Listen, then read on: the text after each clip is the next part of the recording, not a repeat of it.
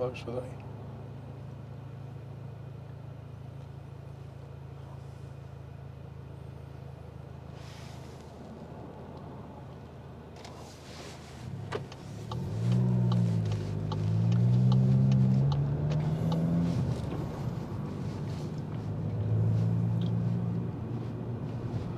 Hi everyone, today is Sunday the 18th of June and I'm off out on a little bit of a video, only really, well, it's going to be a little bit of a rant. It's going to be a rant about the new rules, well, not new anymore, they're 18 months old, about pedestrian priority when exiting, like I'm at the minute, or going into junctions.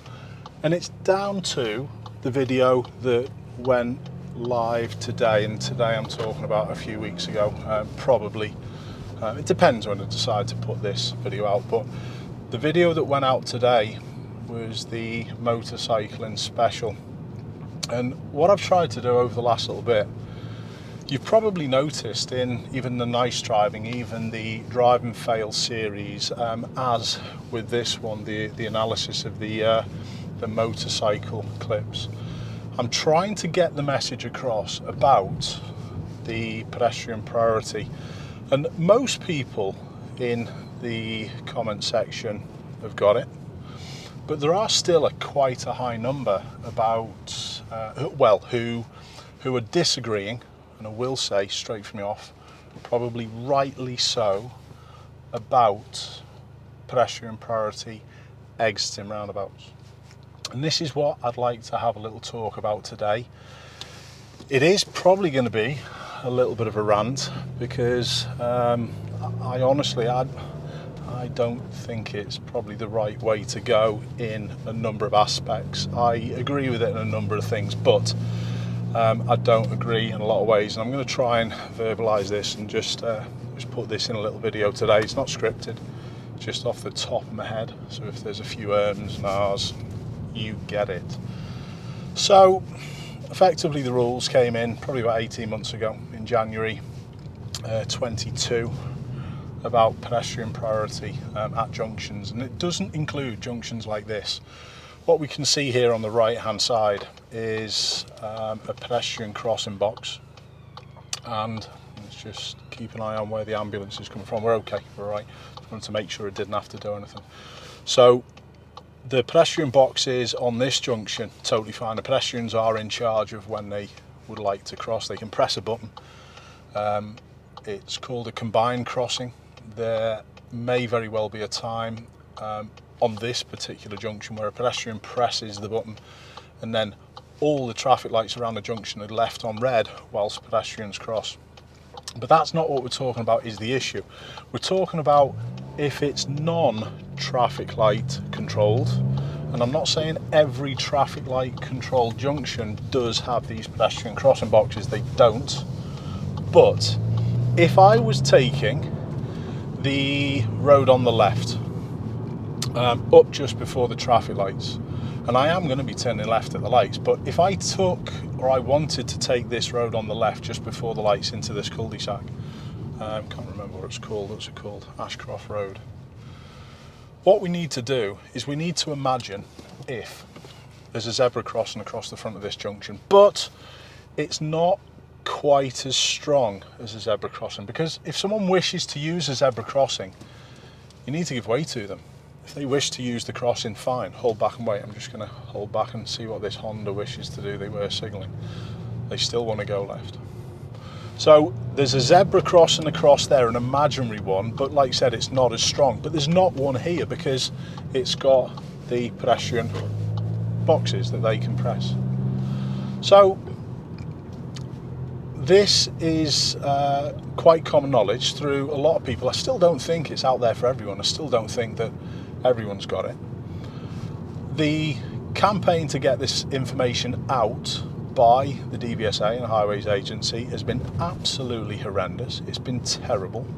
I think probably if there's anyone who's done anything to try and get this message across, it would be me. I don't think there's many people online who have done the amount that I've done. So even if I was turning left into this business, Travis Perkins, if this lady was a little bit further up, I should hold back and let her go. here? No, because we've got pedestrian boxes. That would be all right. It's not crossing the road like we've got here with this central bollard. This central bollard, no, that's not at a junction, so you shouldn't have to give way. Although if someone steps out, yeah, you would do. But this has all come from roundabouts. Now, the video that came out today, it was of a motorcycle who spotted some joggers on the left-hand side as they were exiting a roundabout, and they slowed down to give way to them, and they got nudged behind by a lorry. A lorry driver hit them. It wasn't particularly hard, but the view was clear. There was nothing blocking the view. The motorcyclist probably could have slowed down a little touch sooner, and I'm going to try and demonstrate this today with some roundabouts. I'm going to head up to Southport Road here in Bootle and Liverpool and go off to do these. But the motorcyclist could have slowed a little sooner and lessened the risk. And this is the bit that I want to have a little moan about, because roundabouts are there for flow, effectively. That's what they're designed for. If you didn't want the traffic to flow, you would put a set of traffic lights in. However, this new rule, and it has been confirmed to me by the DVSA, about these rules do apply at roundabouts. A roundabout is a junction, even though there's nothing in the new highway code to suggest that. Again, it's super vague. They're there to flow, and then if you then have to give way to pedestrians at the exits, it then restricts that flow. For me though, it's not an issue. There's no issues whatsoever. It's not caught me out, and it shouldn't do. But I sometimes forget that not everyone is going to be as sharp as myself, and I'm not bigging myself up, far from it. It's my job, it's my profession. I should be able to do this. But it's sort of like, for me, mirrors smart motorways. Smart motorways never caught me out, never a problem. But I can see the issues with them, with the general motoring and riding and driving public. And honestly, I think this rule about exiting roundabouts especially is one thing that's never really going to catch on. We'll have a little look at it. The DVSA, like I said, implemented these rules, and I can understand their reasoning behind them.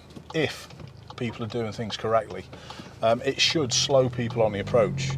It should encourage them to look a little bit further and try and work out who is at the exit well before they get there. But people aren't like that. They drive in such a rush and are so impatient, and they try and get to their destination as quickly as they possibly can. And because of that, they literally drive no further away from themselves from here to the black car in front. They don't look very far whatsoever. And that's the issue. There are a few different scenarios, like I said a little bit earlier, that it's not at every single set of lights. There's a few number of lights around Liverpool. There's one right by the driving test centre as well that's light control, but it's got no pedestrian crossing boxes. Now even there, the rules say you should give way to pedestrians, and I just want to touch on this should in a minute. But most of the time the traffic lights aren't a big deal. The major to minor turns, or minor to major, in other words, if you're turning in or out of a side road, I think most people get them. But it's the roundabouts that cause the major issue. I'm not sure how it would then be distinguished if they did decide to change this rule. Oh, nice new Lotus. I like them. Anyway, if we were turning into side roads, like I said, I think most people get it. All you need to do with any single junction is just imagine there's a pedestrian crossing there, but don't forget it's not a must. You get more of a decision to make depending on who's behind. But for example, already coming in towards this set of roundabouts that I'm going to do, I'm already assessing where people are. I've given myself plenty of room, and if there are any issues with any pedestrians, I get a chance to slowly and early. Have a look at this one, for example. There's a pedestrian crossing only 2 or 3 car lengths past the exit to the roundabout. What a perfect example. Why is this an issue? It's actually no different than if there was an area where people could walk across. It's no issue. But people are saying you shouldn't stop there because you're going to get crashed into from behind. Sort of get it though, because people aren't expecting that to happen and they don't know the rules yet. So here, no one's at this area. I'm going to go ahead at all of these roundabouts. Yeah, we can get on. So here, I'm not looking directly in front of me, I'm looking out my right window. Again, there's another pedestrian crossing area, but if there were any pedestrians wishing to come across here, there couldn't be because there's railings. They've moved the pedestrian crossing a little bit further down to actually enable a safer place for people to cross the road. And that little bit of an extra room is a little bit of a safety zone. But if the DVSA are expecting us to do this on the exit to roundabouts, it's a little bit different. How far into the new exit road should we be giving way? Well, I usually say a couple of car lengths, but on a faster section of road, that may very well be a little bit more. So the rules aren't clear. There's even some assumptions on my part on what to do and how to deal with this. It's the same on driving tests. We don't know exactly whether it's going to be marked down as a fault or not. But here, let's have a little look at this one. I'm going to go ahead at this roundabout. Let's see how early we can see it's clear. So my attention is out to the right. No one's there. Okay, but if there was, I would have seen that in plenty of time and been able to slow smoothly and gradually. And that's the key. That's the key to doing those safely. So going back to what I was saying about the link to smart motorways. Well, again, smart motorways, if you follow the correct distance and you're planning and anticipating far enough up the road, it's not going to be an issue if there's someone stranded in lane one, even if you haven't had a warning sign. But not everyone is going to be like that. So, how do you find this rule? Because, not rule in total, let's target this a little bit. How do you find the rule at roundabouts?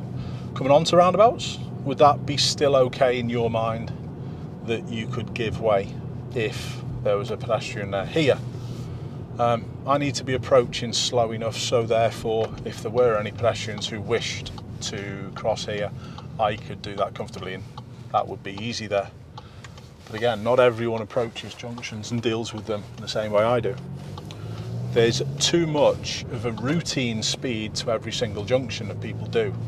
They don't change what they're doing to suit the specifics of the junction.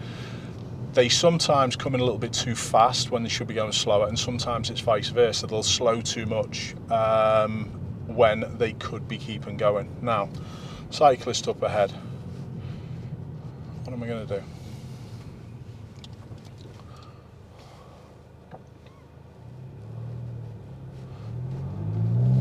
Look after him. It's as simple as that. So, road up at the end.